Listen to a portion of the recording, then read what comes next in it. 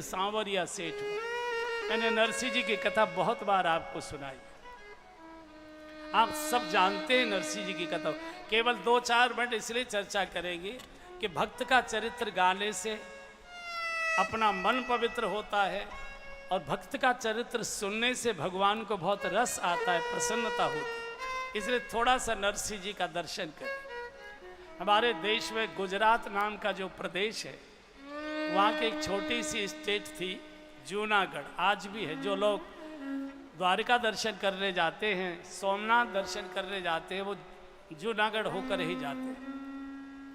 बहुत संपन्न मेहता परिवार था, बड़ा रईस परिवार में नरसिंह जी का जन्म हुआ। लेकिन दुर्भाग्य कहिए या भगवान की करुणा कृपा कहिए, जो भी शब्द आपको अच्छा लगता हो, वो नरसिंह जी के साथ साथ रही है हमेशा। छोटी आयु में माता पिता की मौत हो गई।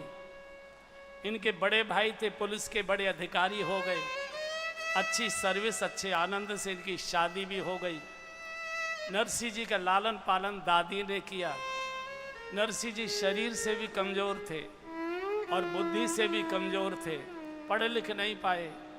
दादी को लगा कि बालक ऐसे ही रह जाएगा, इसकी शादी कौन करेगा, पढ़ा नहीं लिखा नहीं, बुद्धि भी कमज़ोर है इसकी, किससे बात करेगा, किससे अपने मन की बोलेगा, कौन इसकी चिंता करेगा। और उस समय छोटी आयु में बच्चों की शादी हो जाया करती थी।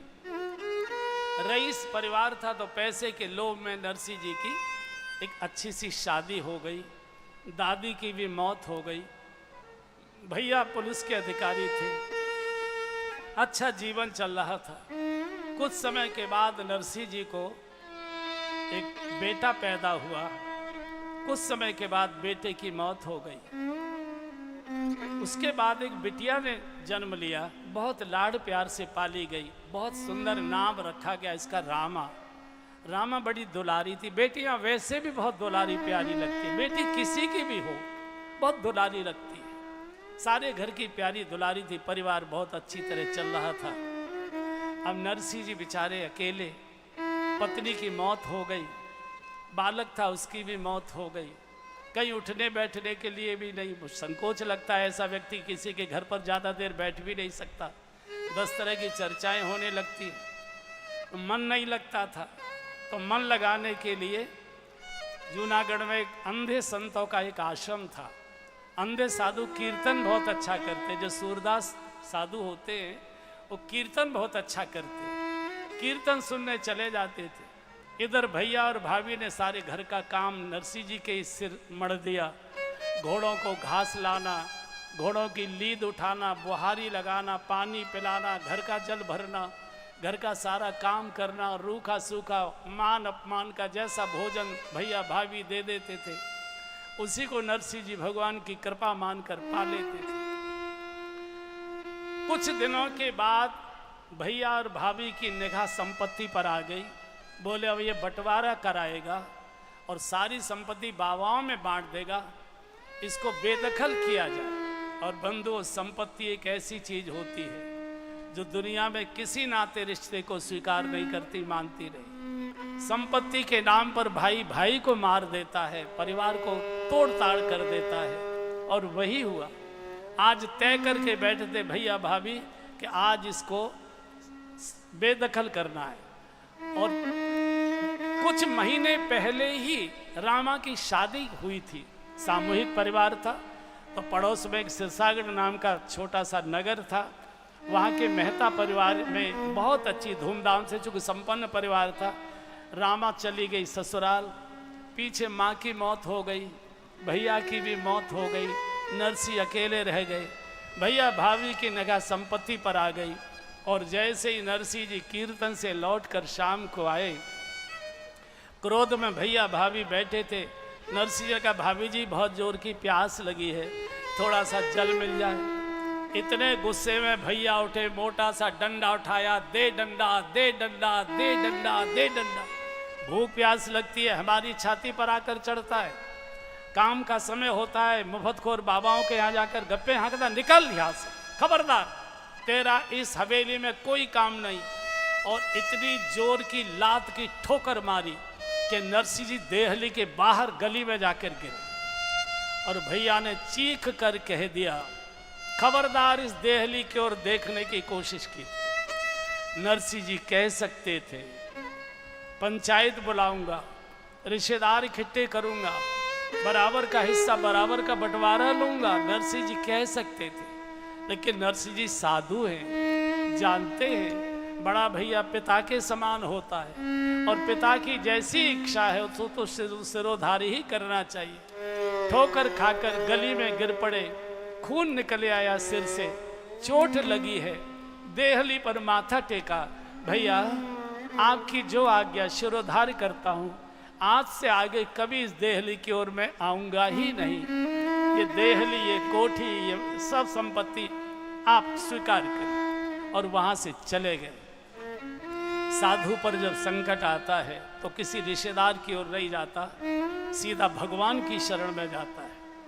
चलते चलते जूनागढ़ जो गए हैं उन्होंने देखा होगा, जूनागढ़ में वन बहुत ज्यादा है, आज भी वहां के वनों में शेर बहुत रहते हैं। गहन वन में अंदर प्रवेश कर गए।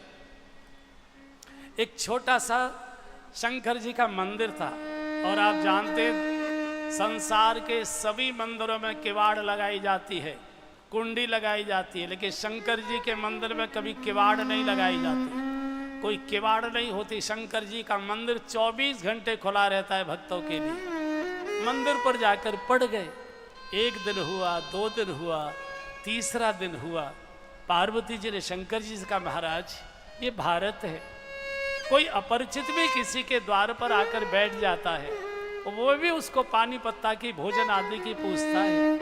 3 दिन हो गए, गरीब भूखा बालक 3 दिन से पड़ा है, भूखा प्यासा। आपने पूछा था, अरे देवी किस किस को पूछोगी, दुनिया है, सब अपना अपना भाग्य भोगते हैं, जो कर्म किया है वो। अरे नहीं, मैं माँ हूं। बाप बच्चे को क्रोध में पीट कर घर से निकाल देगा कि रोटी नहीं देना, लेकिन माँ का कोमल हृदय बाप के इधर उधर जाते ही बच्चे को बुलाकर माँ खिला देती है। माँ तो माँ होती। बोले नहीं, मैं माँ हूँ, मैं अन्नपूर्णा हूँ, मेरी पूजा सारा जगत अन्नपूर्णा के रूप में करता है। नहीं नहीं, आप इससे बात करिए। भगवान शिव प्रकट हुए। बालक क्या चाहते हो? बोले महाराज, नरसिंह जी कह सकते थे कि मुझे संपत्ति का आधा हिस्सा चाहिए, मेरे भैया से मेरा बंटवारा चाहिए। ये भी कह सकते थे मेरे भोजन कपड़े मकान की व्यवस्था कर दीजिए, मुझे ये चाहिए। साधु पेट के लिए नहीं मांगता, साधु सीधे परमात्मा को मांगता। मुझे भगवान का दर्शन करा दीजिए, मुझे और कुछ नहीं चाहिए। 3 दिन का भूखा बालक रोटी नहीं मांगता, भगवान का दर्शन मांगता। शंकर जी ने कहा कि एकदम नहीं होगा, जूनागढ़ में जाओ और उस गली में एक पुराना सा गोविंद जी का मंदिर है, उसमें तुम गोविंद जी की सेवा पूजा करो, तुमको वहीं से भगवान का दर्शन हो जाए। यहाँ से उठकर जंगल से चलते चलते जूनागढ़ में पता करते करते, जूनागढ़ थोड़ा पहाड़ी जैसा बसा हुआ है, बहुत उबड़ खाबड़ बसा हुआ, पतली पतली गलियां, पुराने समय में ऐसा ही हुआ करता था। तो उसी गली में जो शंकर जी ने बता देखा तो एक छोटा सा मंदिर है, गोपाल जी विराजमान हैं। बूढ़ी बूढ़ी मोहल्ले की कुछ माताएं आती हैं, झाड़ू बुहारी कर देती हैं, कीर्तन सुना देती है भगवान को, दीपक जलाकर चली जाती। नरसिंह जी वहां जाकर पड़ गए, झाड़ू बुहारी लगाने लगे। माताओं को तरस आ गया कि पता नहीं कौन भूखा प्यासा ये साधु है। दाढ़ी भी बढ़ गई थी, शरीर भी उल्टा सीधा था, शरीर पहले से ही कमजोर था, तो बूढ़े साधु जैसे लगते थे। आयु तो ज़्यादा नहीं थी, लेकिन बूढ़ा जैसा शरीर लगता था। अरे बहना, कोई भूखा प्यासा साधु पड़ा है, ऐसा करो हम लोग इसके दिन बांट लेते, सोमवार को मेरे यहाँ से, मंगल को तेरे यहाँ से, बुध को तेरे यहाँ से, बृहस्पति को तेरे यहाँ से, सबने भोजन बांट दिया।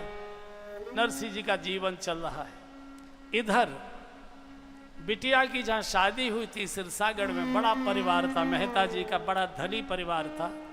तो वहाँ भी नरसिंह जी की बेटी ने, रामा ने एक बिटिया को जन्म दिया और बेटी भी लगभग 13-14 वर्ष की हो गई। रामा की शादी के पहले शादी बच्चियों के 13-14 साल में हो जाया करती थी, इसी को कन्यादान कहते। जब तक वो कन्या रहती थी तभी तक उसकी शादी हो जाया करती थी। अब तो सब नियम बदल गए। शादी तय हो गई तो रामा के ससुर ने, मेहता जी ने अपने बेटे को कहा, रामा के पति को कहा कि बेटा, हमने सुना है कि तेरे ससुर को संपत्ति से बेदखल कर दिया गया है, हवेली से धक्का मारकर उसको निकाल दिया गया है। हमने सुना है कहीं भीख मांग कर वो गुजारा करता है, लेकिन हमारी मजबूरी है, हमारी देहली पर पहली बार कोई शुभ कार्य होने जा रहा है, बिटिया की शादी है। आए न आए, लाए न लाए, ये उसका मन होगा, लेकिन हम भात की पत्रिका जरूर भिजवाना चाहते हैं। अगर हम भात की पत्रिका नहीं भिजवाएंगे तो यहाँ आकर वो हल्ला मचाएगा कि मैंने इतनी तैयारियाँ की थी, मुझे पत्र क्यों नहीं भेजा। तो हम पत्र भेजना चाहते हैं, तुम्हारा क्या कहना है। बेटे ने कहा, बाबूजी क्या करोगे, भूखा प्यासा नाई जाएगा यहाँ से और वहाँ उसकी गरीबी की हालत देखकर आएगा, सारे गांव में बदनामी करेगा कि इतने बड़े रईस कुंवर साहब भिखारी घर में ब्याहे। नहीं महाराज, पिताजी हमारे घर में कोई कमी नहीं है, सब रिश्तेदार नातेदारों को हम सब भात की चिंता कर लेंगे, सब जो जैसा आप कहोगे वैसा पहनवा देंगे, ये पत्र मत भेजो। बोले नहीं, पत्र तो जाए, हम नहीं चाहते। मैं इतना भारी भरकम पत्र लिखकर भेजूंगा कि पत्र पढ़कर हिम्मत ही न करे आने की। देखो, इसको समधि कहते हैं। ये समधि है। समधि का अर्थ है संबंध। जितना बेटी वाले का होता है उतना ही बेटे वाले का संबंध होता है, दोनों एक ही होते, संबंध। कोई इसमें छोटा और बड़ा नहीं होता। और ये तो भारत की महिमा है कि बेटी वाला हमेशा बेटे वाले को बड़ा मानता है। सत्य ये है, बेटी वाला ऊंचा होता है, चूंकि बेटी ही जाकर उसके वंश को चलाती है, उसके घर में संतान देती है। चूंकि जो देता है वो हमेशा अपने को छोटा मानता है, इसलिए बेटी वाले छोटे अपने को मानते। सत्य ये है कि बेटी वाला ज़्यादा बड़ा होता है, जो लेता है वो छोटा होता है, जो देता है वो बड़ा हुआ करता है। ये तो शास्त्र का सिद्धांत है। तो पुरोहित जी को बुला लिया गया, चौक पर बैठे। कहिए सेठ जी कैसे याद किया। बोले, पंडित जी आना जाना तो कुछ नहीं है, लेकिन एक भात की पत्रिका लिखनी है। लिखिए। क्या लिखना है बताइए। बहुत बड़ा वर्णन है, मैं उसमें तो नहीं जाऊंगा। भात की पत्रिका नहीं लिखाई जा रही, ऐसा लगता है कुबेर के भंडार की सूची बनाई जा रही है। बंधुओं और बहनों, ये पद और मद ये सगे भाई हैं। एक ही माँ के गर्भ से दोनों का जन्म हुआ है। पद को मद में बदलना हो, कुछ करने की आवश्यकता नहीं। पाके पेट पर जरा सी अहंकार की घुंडी लगा दीजिए, पद ही मद हो जाया करता है। और धन का व्यक्ति को जो मद होता है, धनी को कोई भूखा नंगा रोगी सिसकता रोता दिखाई नहीं देता, और पद पर बैठे व्यक्ति को अहंकार के कारण से किसी की कराहट सुनाई नहीं देती, किसी की आवाज सुनाई नहीं देती।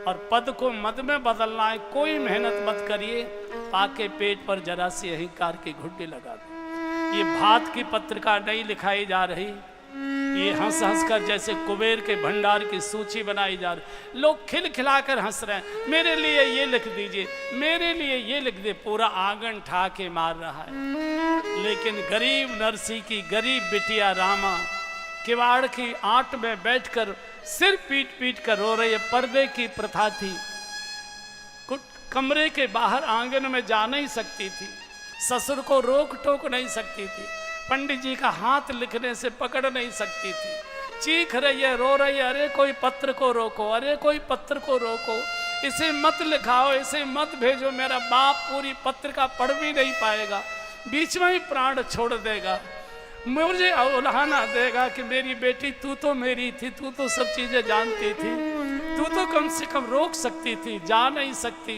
कैसे करूं। सिर पीटती है, दीवार से टकराती है, हा करती। और जब लगा कि प्राण निकल जाएंगे, मेरी बेटी का ये जो विवाह का महोत्सव है ये शोक में डूब जाएगा, तो धीरे से कुंडी खटखटाई है।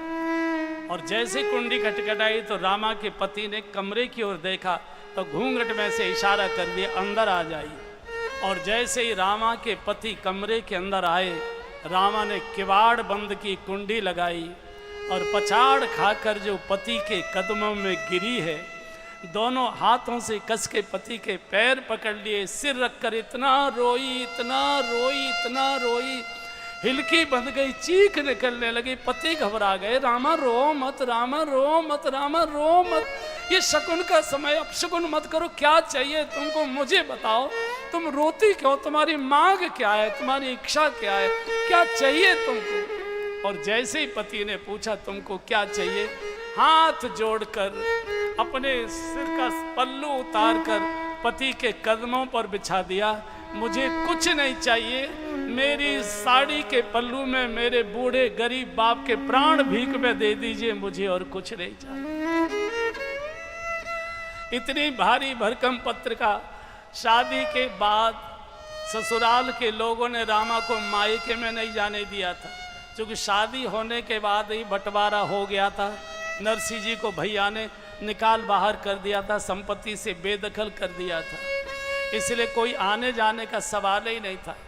माँ की मौत हुई थी, पत्र आया था, चिट्ठी आई थी, घर के लोगों ने चिट्ठी रामा को बताई नहीं कि तेरी माँ की मौत हो गई है, हमारे घर की रईस, घर की बहू भिखारी के द्वार पर हम नहीं जाने देंगे। रामा की शादी के बाद रामा का भैया पैदा हुआ था, एक नरसिंह जी को पुत्र पैदा हुआ था, बेटे की छोटी अवस्था में मौत हो गई, बच्चे की मौत की चिट्ठी आई थी। रामा को नहीं बताया कि तेरा भैया हुआ और तेरे भैया की मौत हो चुकी। इस बेचारी गरीब नारी को किसी ने कुछ नहीं बताया। इतना रोती है, इतना रोती है, इतना रोती, मेरा ट्रंक, मेरे कपड़े, मेरा जेवर सब लुटा दीजिए, मैं आपके घर में मेहरी बनकर जीवन काट लूँगी, फटे कपड़े सिलकर पहन लूँगी, भूखी रह लूँगी, बुहारी लगा लूँगी, बर्तन मल दूँगी, लेकिन ये पत्र मेरे मायके में मत भेजिए, मेरे पापा जी पत्र पूरा पढ़ नहीं पाएंगे, प्राण छोड़ देंगे। पति के भी आंसू आ गए, बोले रामा क्या बताऊँ, बाबूजी बहुत जिद में हैं, पत्र जाने देते हैं, बाकी चीज़ें मैं संभालूंगा। यहाँ से नाई जब पत्र लेकर चलने की तैयारी कर रहा था, फिर नाई को रामा ने कुंडली खटखटा के नाई को कमरे के अंदर बुलाया, कहा चौधरी साहब मेरी मायके में जा रहे हैं, हाँ मेरे बूढ़े पिताजी मिलेंगे, पत्र तो देना, उनको कहना कि तुमको कुछ भी ले जाने की आवश्यकता नहीं है, एक बार अपनी बिटिया के चौक पर खड़े हो जाइए, मेरी बेटी को आशीर्वाद दे जाइए, मुझे कुछ नहीं चाहिए। एक बार शादी के बाद मैंने अपने बाप का मुंह नहीं देखा, अपने मायके की देहली नहीं देख पाई, इतने वर्षों के बाद मेरे पिता आएंगे, उनको आने देना, मेरी ओर से कहना, कुछ मत कहना। यहाँ से नाई चला है। रामा दिन रात रोती है, क्या बीतेगी, क्या बीतेगी, इतना भारी भरकम पत्र पढ़ेंगे, मुझे उल्हाना देंगे, बेटी तू तो मेरी थी, तू तो समझा सकती थी सबको, कैसे मैं अपने बाप के हृदय को धैर्य रखा हूँ, कैसे समझाऊं, क्या करूं। इधर चलते चलते पुरानी हवेली जानता था नाई, पहुंच गया। भैया अंदर से बाहर निकल रहे थे। रामा श्यामा हुआ, मैं सिरसागढ़ से आया हूं, आपकी बिटिया रामा की ससुराल से आया हूं, सेठ जी ने भात का पत्र भेजा है, रामा की बिटिया की शादी है। यहाँ कोई नरसी बरसी नहीं रहता, निकल यहाँ से। फटकार दिया। गरीब का कोई नहीं होता, सारी रिश्तेदारियां धनी की और धनपतियों की ही हुआ करती। भगवान द्वारकाधीश एक सामान्य से बूढ़े आदमी का वेश बनाकर आ गए रास्ते। भैया कहीं बाहर से आए हो लगता है। बोले हाँ सिरसागढ़ से आए हैं। किनसे मिलना है? बोले नरसिंह सेठ जी से मिलना है, लेकिन उनका कोई पता नहीं बता रहा है। बोले आओ मेरे साथ। भगवान आगे आगे पीछे नाई चल रहा है। दूर मंदिर में बैठे कीर्तन कर रहे थे गोपाल जी का। बोले वो जो कीर्तन कर रहे हैं ना वही नरसिंह से। अरे महाराज मैं नरसिंह सेठ से मिलने आया हूँ, मैं किसी साधु पुजारी से मिलने भिखारी से मिलने नहीं आया। बोले भैया ये पहले सेठ थे, आजकल ये साधु हो गए, भिखारी हो जाओ। भगवान तो अंतर ध्यान हो गए। जाकर नाई ने रामा कृष्णा की है, पत्र हाथ में दिया है। सेठ जी मैं सिरसागढ़ से आया हूँ, आपकी बेटी रामा की बेटी की शादी है, सेठ जी ने आपके लिए भात का पत्र भेजा है। पत्र तो गोविंद जी के चरणों में रख दिया। नरसिंह जी को चिंता हो गई कि भूखा प्यासा नाई, इसको भोजन कहाँ से लाऊं, कुछ भी तो नहीं। और संयोग से आज एकादशी थी, तो नरसिंह जी खुद व्रत थे। बोले ऐसा करो, आप तब तक स्नान आदि करो, विश्राम करो, मैं आपके लिए फलाहार की व्यवस्था करता हूँ। और फलाहार कहाँ से लाते? तो बचपन का एक किसान मित्र था, उसके खेत में से बथुआ तोड़ कर ले आए और उसी किसान मित्र की पत्नी को कहा, देवी ये बथुआ उबाल दो, बथुआ सिद्ध कर दो, मेरी बिटिया के यहाँ से मेहमान आया है, नाई आया है, उसको फलाहार कराना। इधर बथुआ उबल रहा था, उधर भगवान द्वारका नाथ ने रुक्मिणी जी को कहा, रुक्मिणी जी जल्दी से 56 भोग का थाल सजाओ, भक्त वत्सलता आज मेरी कलंकित हो जाएगी। और भगवान ने मुनीम का वेश बनाकर 56 भोग का थाल लेकर प्रकट हो गए जहाँ नाई सो रहा था। भगवान जगा रहे हैं, चौधरी साहब जागो, चौधरी साहब जागो, चौधरी साहब जागो। जो मोह निशा में सोता है या तो कोई उसे संत जगाता है या फिर स्वयं भगवंत जगाते हैं। आज भगवान जगा रहे हैं, चौधरी साहब जागो। और जैसे ही चौधरी ने अपने मुख से गमछा हटाया और नेत्र खोले तो सामने मुनीम के वेश में श्याम सुंदर मुरली मनोहर भगवान खड़े हुए। एकदम आंखें खुली की खुली रह गई, नाई की टकटकी लगाकर देखता रह गया। भगवान ने शीश झुकाकर प्रणाम किया है, तुम हमारी बेटी के ससुराल के हो, इसलिए हमारे लिए मान्य हो, तुम फलाहार करिए। 56 भोग कांचन का थाल, ऐसा भोजन तो नाई ने कभी सुना भी नहीं था। भगवान पंखा लेकर नाई की हवा कर रहे हैं। ये सेवा नाई की नहीं हो रही है, सेवा नरसिंह जी के भजन की हो रही है। भगवान ने पस भर के मोहरे दिए, दक्षिणा में कहा, चौधरी साहब हमारे सेठ जी ने आजकल रुपया पैसा छूना बंद कर दिया है, इसलिए उनकी ओर से दक्षिणा लीजिए। और सुनो, ये बर्तन मुझे कूड़ेदान में फेंकने पड़ेंगे। हमारे यहाँ का नियम है कि जो बर्तन एक बार चौके से बाहर निकल जाते हैं उन्हें हम दोबारा चौके में नहीं रखते। आपको आपत्ति ना हो तो अपने साथ ले जाओ। अरे नाई तो गदगद हो गया, कांचन के पात्र इतना तो सारे जिंदगी भर इकट्ठा करूं तो नहीं दक्षिणा मिलेगी। भगवान तो अंतर ध्यान हो गए, भरा पेट नाई खर्राटे लेकर सो गया। इधर नरसिंह जी उबला हुआ बथुआ लाते हैं, ठाकुर जी को भोग लगाते हैं और नाई के पास चौधरी साहब, चौधरी साहब, चौधरी, अरे सेठ जी सोने दो, बड़ी गहरी नींद आ रही है, भैया फलाहार कर लो, प्रसाद पर। नहीं नहीं मुझे भूख नहीं लगी, मेरा पेट भरा है। नरसिंह जी को लगता है कि मेरी गरीबी पर तरस खाकर ये झूठे को कहता है कि मेरा पेट भर। कोई बात नहीं भैया, जैसा भी ठाकुर जी का प्रसाद है, मैंने भोजन कर तो लिया। कर लिया कहाँ से? बोले आपका मुनीम आया था ना, वो भोजन भी करा गया, देखो इतनी दक्षिणा भी दे गया, सोने की मोहरें, और ये सोने के पात्र भी छोड़ गया। और जैसे ही नरसिंह जी ने सोने के पात्र देखे, नरसिंह जी के हाथ से बथुआ का थाल छूटकर गिर पड़ा। ये कोई और नहीं आया, ये तो द्वारका नाथ नौकर के नौकर बनकर। प्रभु ये क्या लीला कर रहे हैं आप। यहाँ से नाई को विदा किया है। चौधरी साहब हवेली में तो आपका जाना ना होगा ना? हाँ। बोले हवेली में जाकर अकेले में मेरी बिटिया को कहना, बहुत लाड़ प्यार से पाली थी, जब छोटी थी बहुत मीठी मीठी बातें करती थी, बहुत शैतान थी, उसकी शैतानी उसकी मीठी बातें मुझे रुलाती हैं, बहुत याद आती है। शादी के बाद मैंने उसको देखा नहीं, उसने मुझे नहीं देखा है। बेटी को जाकर कहना कि लाने को तो तेरे पिता के पास कुछ नहीं है, प्रतीक्षा कर, एक बार आंख से आंख भर कर मैं अपनी बिटिया को देखना चाहता हूँ, आऊँगा जरूर।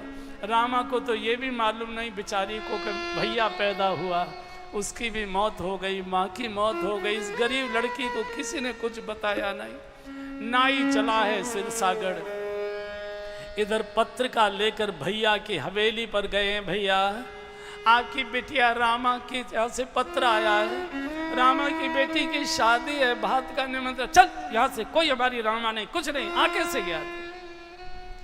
गरीब का कोई साथी नहीं। आकर भगवान के चरणों में पत्रिका रख दी, गोविंद ये मेरी बेटी का भात नहीं है, ये तेरी बेटी का भात, जाएगी लाज तिहारी। गोविंद मेरे कुछ नहीं बिगड़े, मैं तो तेरे चरणों में अर्जी लगा सकता हूँ, मर्जी तो तेरी है, जो चाहे सो निर्णय देना। अर्जी हमारी मर्जी तुम्हारी, सब गाइए। हमारी मर्जी तुम्हारी हे नंद नंदन बांके बिहारी। सब गाइए। हम यही तो कर सकते हैं। मर्जी तुम्हारी हे नंद नंदन बांके बिहारी। अर्जी हमारी पूजा न जानू पाठ न जानू, पूजा न जानू पाठ न जानू। हे श्याम सुंदर मदन मुरारी हे नंद नंदन बांके बिहारी। अर्जी हमारी मर्जी तुम्हारी हे नंद नंदन बांके बिहारी। अर्जी हमारी हे अविनाशी घट घट वासी।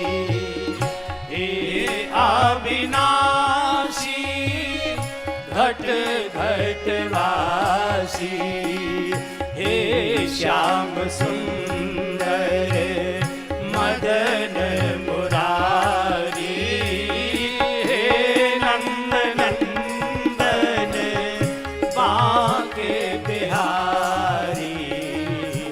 अर्जी हमारी पूरी रात रोते रोते निकल गई। प्रातः काल का सूर्योदय होने वाला है। नरसिंह जी को चिंता हो गई। आज भात का मुहूर्त है, आज भात की तिथि है और नहीं पहुंचा मेरी बिटिया रो रो कर प्राण छोड़ देगी। सारे परिवार के लोग कितने उन्हाने तायने मारेंगे, कौन मेरे साथ चले। तो वहीं सूरदास आश्रम गए। बाबा मेरी बिटिया को आशीर्वाद देने चलो। चलो भैया। 8-10 साधु अंधे बूढ़े साथ होगा, लेकर किस में जाएं। तो उसी किसान मित्र की टूटी सी गाड़ी, बूढ़े से बैल थे। नरसिंह जी जैसा है वो आपका है। इसमें गोविंद नाम लेकर बूढ़े साधु बिठाए, गाड़ी को हाँका है सिरसागढ़ के लिए। और भगवान जब परीक्षा लेता है भक्त की तो बहुत क्रूर होकर परीक्षा लेता है। और परीक्षा का पांसा फेंक दिया भगवान ने नरसिंह जी की ओर। जूनागढ़ से गाड़ी थोड़ी सी मील चली होगी, एक खर्रास आया, धड़ाम से बैल भी बैठ गए, गाड़ी का धुरा टूट गया। सारे साधु लुढ़क पड़े, अंधे साधु इधर से उधर लुढ़क पड़े। बड़ी मुश्किल ना इधर के रहे ना उधर के रहे।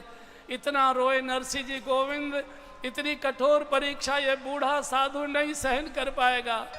हे नाथ रक्षा करो, हे गोविंद रक्षा करो, हे गोविंद रक्षा करो। भक्त तो भगवान को ही पुकारता है। रोते रोते पुकार रहे थे। इतने में भगवान द्वारिकानाथ एक मजदूर का सा बढ़ई का वेश बनाकर छैनी हथौड़ी बसूला लेकर आ गए। अरे बाबा क्या बात है, बड़े परेशान दिखाई दे रहे। बोले भैया तू अपना काम कर। जो परेशानी आज मेरे ऊपर आई है, जो संकट मेरे ऊपर आया है, हे विधाता मेरे दुश्मन पर भी ऐसी परेशानी नहीं आनी चाहिए। बेटी के यहाँ जाना था, भूखी प्यासी बेटी वहाँ प्रतीक्षा करती रो रही होगी। यहाँ साधु अंधे बूढ़े न इधर के रहे न उधर के रहे, गाड़ी का हमारा धुरा टूट गया। बेटा तू क्या काम करता है? बोले बाबा मैं भी बढ़ई गिरी का ही मिस्त्री हूँ, मजदूर करके अपने गांव को जा। अरे बेटा बड़ी कृपा हो गई, लगता है कि आज तेरे रूप में भगवान ही प्रकट हो गए। हमारी थोड़ी गाड़ी का धुरा ठीक कर दो। भगवान को क्या करना था? भ्रकुट विलास सृष्टिलय होई, जिनके संकेत से सृष्टि बनती बिगड़ती हो, खुटखुट करने का नाटक किया। बोले लो बाबा गाड़ी आपकी ठीक है। हाँ भैया ये तो बड़ी कृपा कर दी, बैल थोड़े कमज़ोर हैं, बूढ़े हैं, इनको जरा खड़ा करा दो। और जैसे ही भगवान ने बूढ़े बैलों के कान में फूंक मारी, बूढ़े बैल जवान हो गए, पूंछ उठाकर उड़ान भरने की तैयारी। नरसिंह जी ने कहा बेटा तू तो बड़ा गुणी मालूम पड़ता है, तुझे ये भी काम आता? बोले बाबा बहुत काम सीखने पड़े हैं मुझे परिवार चलाने के लिए, बहुत प्रकार के काम। बोले बेटा एक बात बता, तू किधर जाएगा? बोले जाना तो बाबा मुझे भी इधर ही है, मेरा भी गांव इधर ही पड़ता है। तो नरसिंह जी ने पूछा कि तुझे गाड़ी भी हाँकनी आती है कि नहीं? और जैसे ही नरसिंह जी ने पूछा तुझे गाड़ी हाँकनी आती है कि नहीं, भगवान को कुरुक्षेत्र का मैदान याद आने लगा, सिर खुजाने लगे। बाबा बहुत वर्ष पहले एक राजा के लड़के का रथ हाँका करता था, देखता हूँ अभ्यास बना हुआ है कि नहीं, आइए बैठिए। और गढ़वारे की जगह पर भगवान द्वारिका नाथ ने बैलों की डोर हाथ में ले ली, और जिसके जीवन की गाड़ी की डोर द्वारकाधीश स्वयं पकड़ ले, उसकी गाड़ी तो उड़ी चली जाएगी, दौड़ी चली जा रही है। सामने एक ऊंची ऊंची अटारियों का नगर दिखाई दिया। बोले बाबा वो है जूनागढ़ और ये मेरा छोटा सा माजरा है झोंपड़ियों वाला, मैं तो यही उतरता हूँ, लेकिन मेरी मजदूरी तो दो। नरसिंह भैया मजदूरी, हम तो साधु हैं, हम तो आशीर्वाद दे सकते हैं। बोले बाबा आशीर्वाद से क्या बच्चा पल जाएंगे? तुम्हें तो कहीं भी कुछ मिल जाएगा, मुझे कौन देगा? और आज पता नहीं किसका मुंह देखा था, काम भी नहीं मिला, तुम मिले तो बिल्कुल मुफ्त के मिले। तो बोले मैं गाड़ी बैल नहीं छोड़ूंगा, मजदूरी दो। नरसिंह जी ने कहा भैया इतनी कर्री मत अटकाए। बोले मैं अटकाता भी हूँ, मैं निकालता भी हूँ, इसलिए लोग मुझे छलिया कहते हैं, मैं नहीं जानता। तो नरसिंह जी को जब लगा कि मानेगा नहीं, तो कहा कि भैया मजदूरी में रुपया पैसा ही लेता है कि कुछ और भी चलता है तेरे यहाँ? बोले क्या है तुम्हारे पास देने को? बोले अगर हम तुमको एक मीठा सा भजन सुना दें तो। भगवान ने कहा कि वैसे तो भजन से कुछ होता नहीं, मैंने सुना है भूखे भजन न होए गोपाला, पर चलो आज भजन ही सुन लेते हैं, कैसा भजन आता है। भजन सुनाइए। और नरसिंह जी भगवान को मजदूरी में भजन सुना रहे। दीनन के नाथ दयाल हो, भजो राधे गोविंदा। दीनन के नाथ दयाल हो, भजो राधे गोविंदा। राधे गोविंदा भजो राधे गोविंदा। राधे गोविंदा भजो राधे गोविंदा। मुरली मनोहर घन श्याम हो, भजो राधे गोविंदा। मुरली मनोहर घन श्याम हो, भजो राधे गोविंदा। राधे गोविंदा भजो राधे गोविंदा। राधे गोविंदा भजो राधे गोविंदा। मेरे तो श्यामा श्याम हो, भजो राधे गोविंदा। मेरे तो श्यामा श्याम हो, भजो राधे गोविंदा। दीनन के नाथ दयाल हो, भजो राधे गोविंदा।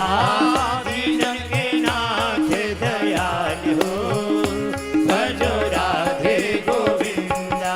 राधे गोविंदा भजो राधे गोविंदा। राधे गोविंदा भजो राधे गोविंदा। नरसिंह के पालन हारो, भजो राधे गोविंदा। नरसिंह के पालन हारो, भजो राधे गोविंदा। मेरे तो श्यामा श्याम हो, भजो राधे गोविंदा। मेरे तो श्यामा श्याम हो, भजो राधे गोविंदा। राधे गोविंदा भजो राधे गोविंदा। राधे गोविंदा भजो राधे गोविंदा। मीरा के गिरधर गोपाल हो, भजो राधे गोविंदा। मीरा के गिरधर गोपाल हो, भजो राधे गोविंदा। राधे राधे श्याम मिला दे, राधे राधे श्याम मिला दे, राधे राधे श्याम मिला दे, राधे राधे श्याम मिला दे, राधे राधे श्याम मिला दे, राधे राधे श्याम मिला दे, राधे राधे श्याम मिला दे, राधे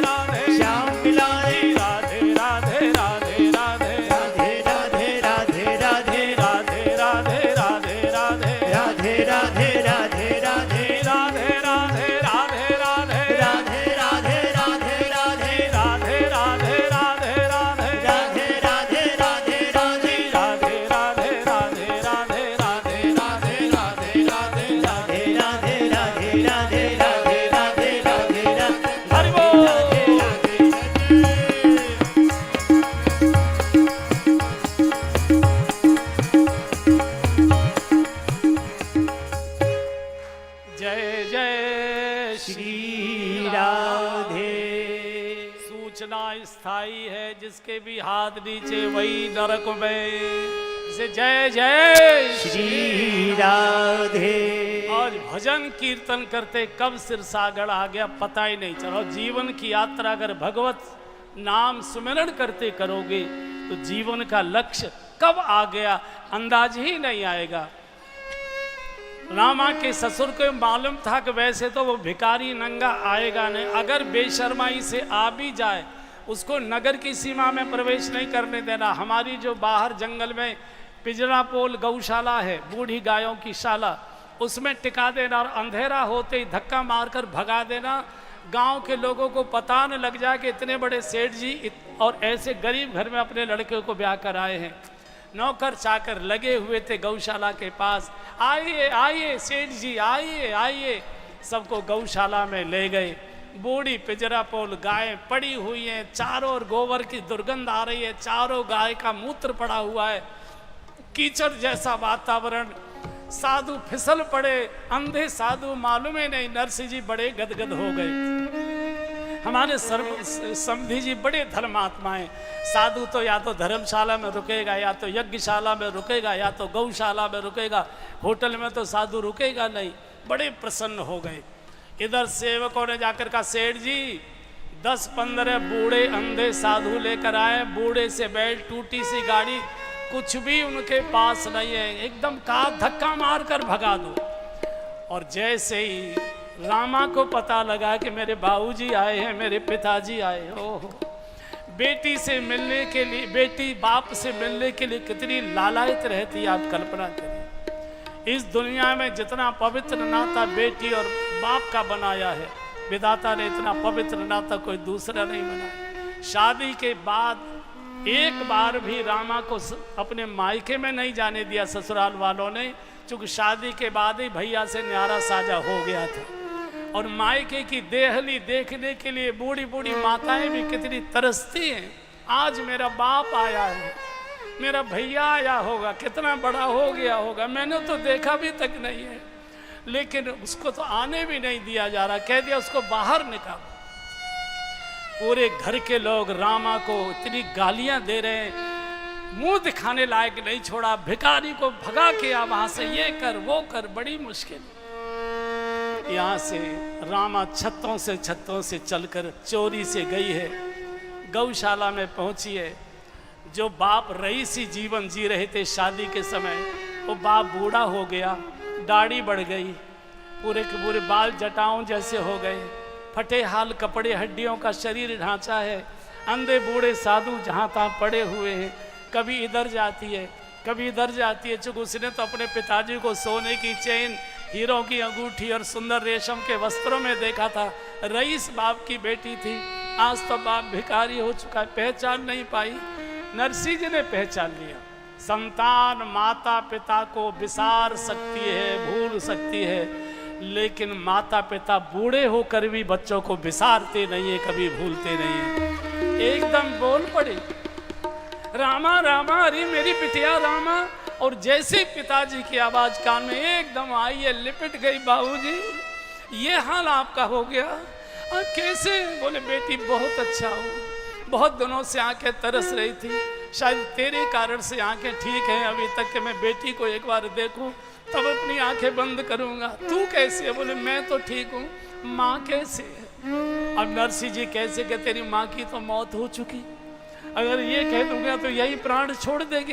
बोले ठीक है, तेरी बहुत याद करती है, बिटिया की शादी के बाद एक बार जरूर घूम आना, तुझे देखने के लिए दिन रात रोती है। ये नहीं बताया कि तेरी माँ दुनिया में नहीं रही। मैंने सुना मेरी शादी के बाद भैया पैदा हुआ था, 13-14 साल का हो गया होगा, आया क्यों नहीं? अब कैसे कहे कि भैया की मौत हो गई, यही प्राण छोड़ दे? बोले आ रहा होगा, शराब के पास थोड़ा सा सामान रह गया था, आ रहा होगा। तू कैसे है? बोले मैं ठीक हूँ। यहाँ से कोई चाय नहीं, कोई जलपान नहीं, कोई सेवा नहीं, कोई खातिरदारी नहीं। सेवा माल की हुआ करती है, सेवा भातई की नहीं होती, सेवा भात की हुआ करती है, सामान की सेवा हुआ करती है। पूरे घर में कोहराम मचा है, कोहराम मचा है। इधर नाई कहता है सेठ जी क्या क्या माल लायो, मैं कितने थाल कितने टोकरे लेकर आऊं, मुझे अकेले ही ढोना है, कुछ नहीं मालूम है। और जब ये लग गया कि मेरी बेटी भी प्राण छोड़ देगी, ये तो नाई मुझे भी मौत के लिए मजबूर कर देगा, उसी समय नरसिंह जी को भगवान की बात याद आ गई। भगवान ने कहा था, नरसिंह जब कभी जीवन में तुमको मेरी याद आए, संकट आए, मुझे पुकारना, मैं उसी समय आऊँगा। नरसिंह जी और सब साधुओं ने उसी समय पुकारना शुरू कर दिया। जय राधा माधव, जय कुंज बिहारी, जय राधा माधव। सब गाइए, जहाँ तक आवाज जा रही है सब गाइए।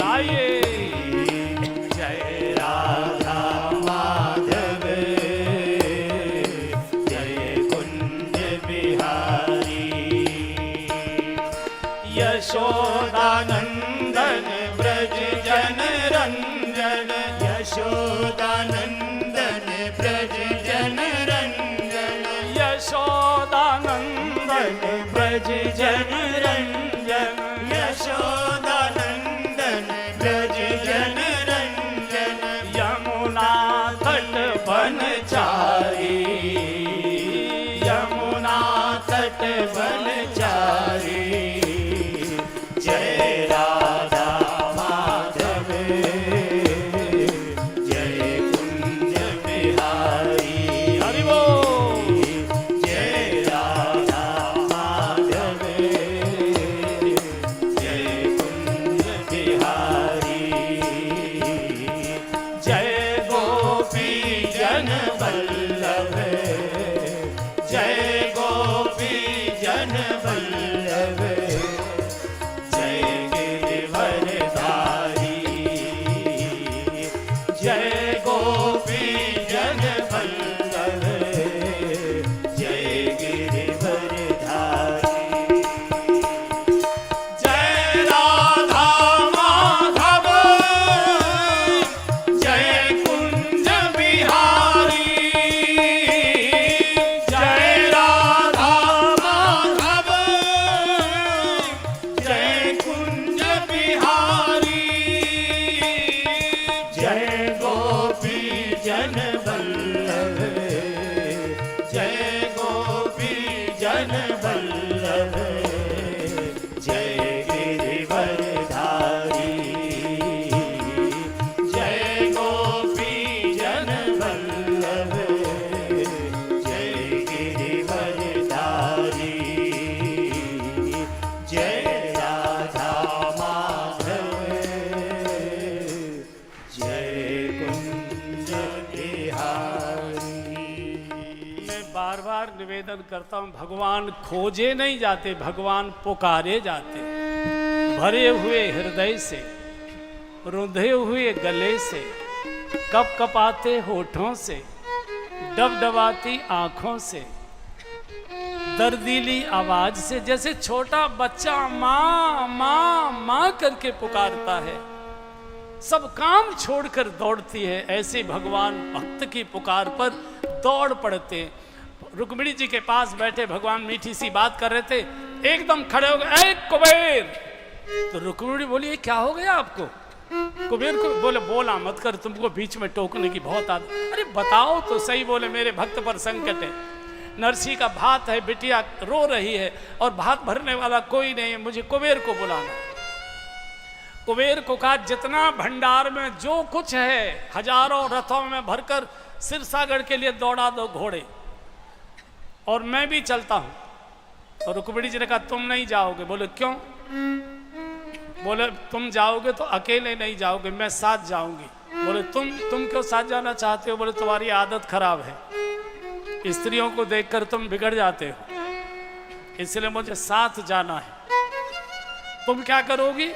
बोले पुरुषों को तुम पहनाना, महिलाओं को मैं पहनाऊंगी, भक्ति की सेवा मैं भी करूंगी, मैं भी चलती हूँ। रुक्मिणी जी लक्ष्मी जी की अवतार है, भक्ति की सेवा के लिए लक्ष्मी जी आज एकदम नौकरानी बनकर जा रहे। और इधर नरसिंह जी कीर्तन पुकार रहे थे, इधर झंझनाते हुए हजारों सुवर्ण के रथ और सामान से लदे हुए बाहर दौड़े चले आ रहे हैं। नौकर दौड़े, सेठ जी सेठ जी सेठ जी सेठ जी, आपके मुनीम आए हजारों रथों में माल लाद कर।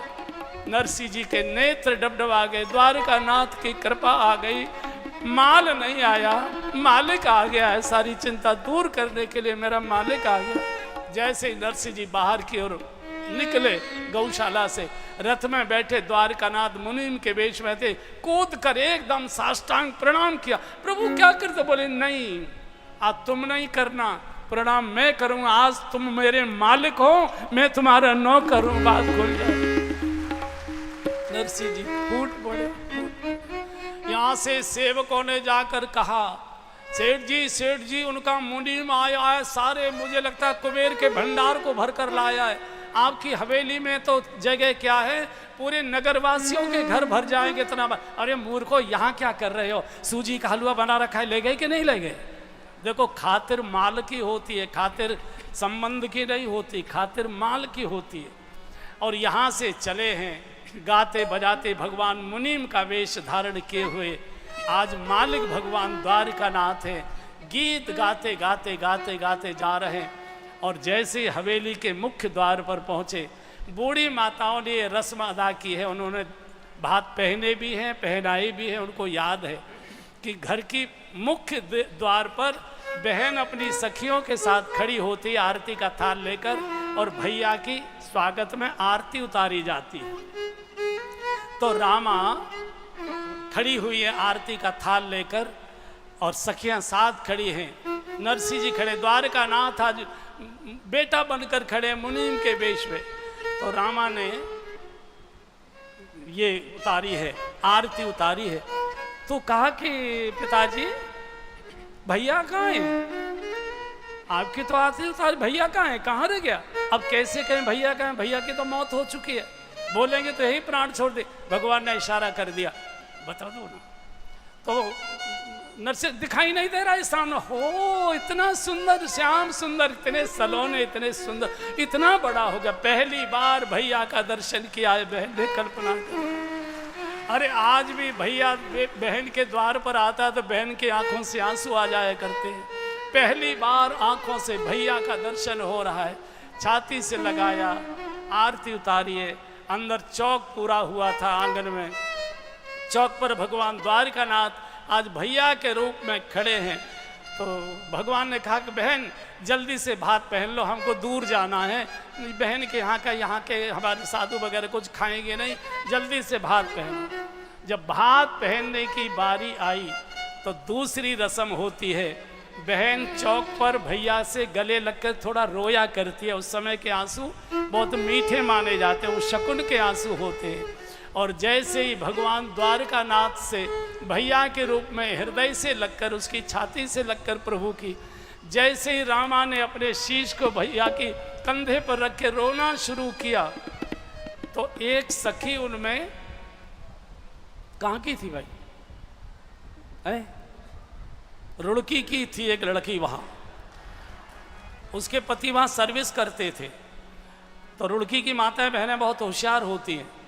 तो उसने देख लिया यहाँ भगवान ने पीताम्बर छुपाया हुआ था अंगरखी में, तो उसने पीताम्बर देख लिया। कब?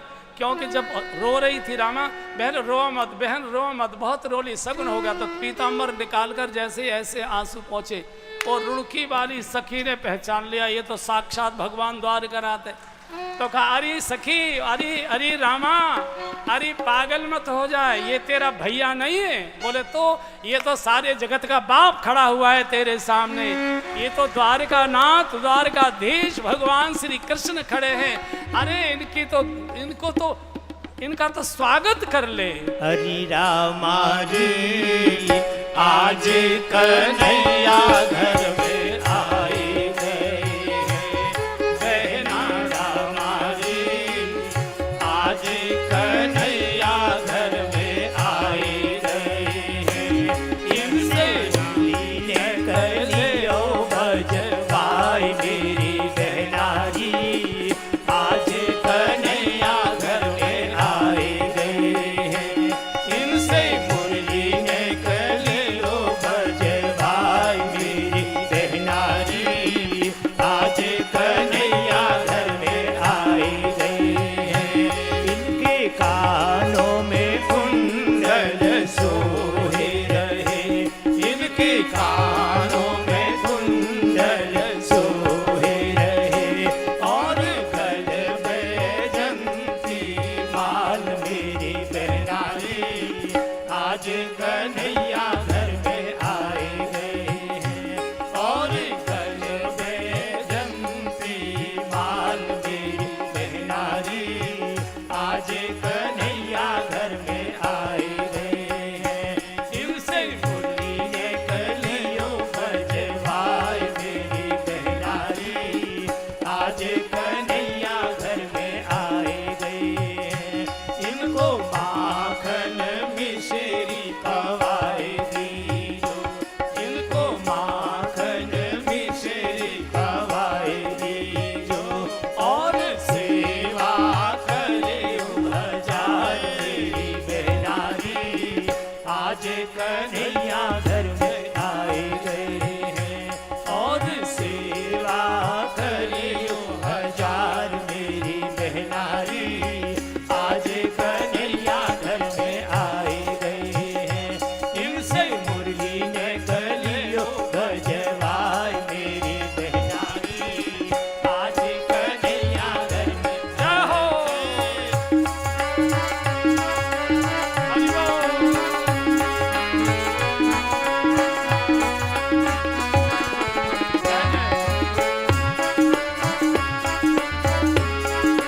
हरि बोल। जय जय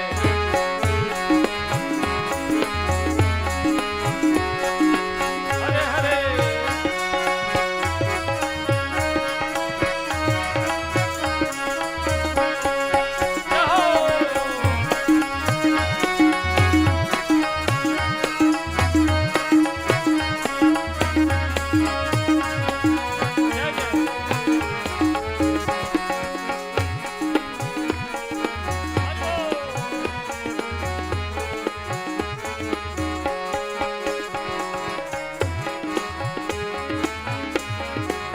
राधे राधे रटो चले आएंगे बिहारी।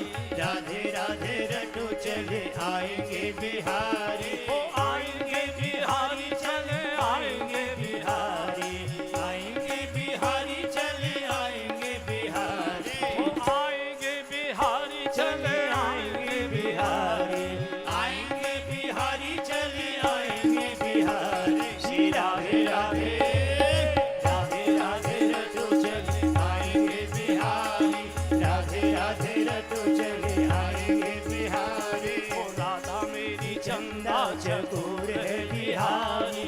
राधा मेरी चंदा चकोर है बिहारी। ओ राधा मेरी चंदा चकोर है बिहारी। राधा मेरी चंदा चकोर है बिहारी। श्री राधे राधे राधे राधे रटो चले आएंगे बिहारी। राधे राधे रटो चले आएंगे बिहारी।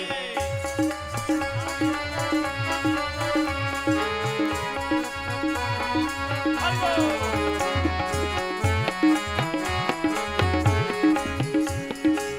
लालू मेरी पति रखियो भला झूले लालन। सिंगड़ी दा सेवन दास की साबास कलंदर। जाहो। दमादम मस्त कलंदर अली दे दम दे अंदर। हरि बोल। दमादम मस्त कलंदर लालू मेरी पति रखियो भला झूले लालन। सिंगड़ी दा सेवन दास की साबास जाहो। कलंदर। दमादम मस्त कलंदर अरे आज तो भगवान आ रहे हैं। दमादम मस्त कलंदर चार चराग तेरे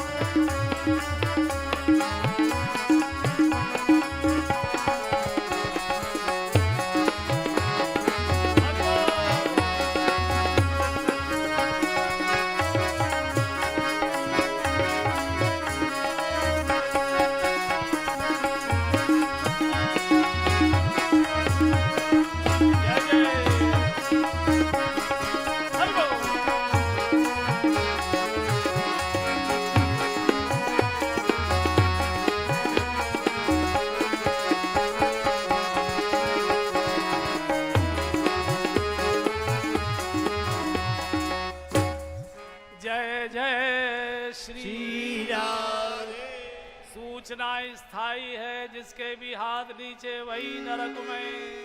फिर से जय जय श्री राधे।